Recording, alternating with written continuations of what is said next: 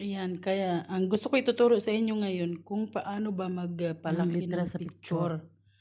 So ito, tinan mo, mga picture nyo is yung iba kasi maliit masyado, hindi na nababasa kapag ibinabalik sa inyo yung picture. So, ganito lang kasi mag-edit, no? Send ko sa inyo yung sample.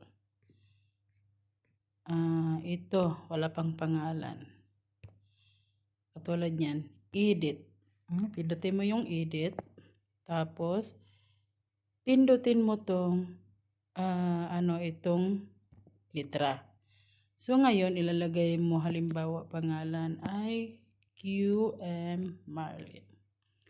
So, ayan na. Gusto mo ng mga kulay, lalagyan mo siya ng kulay, ganyan, blue.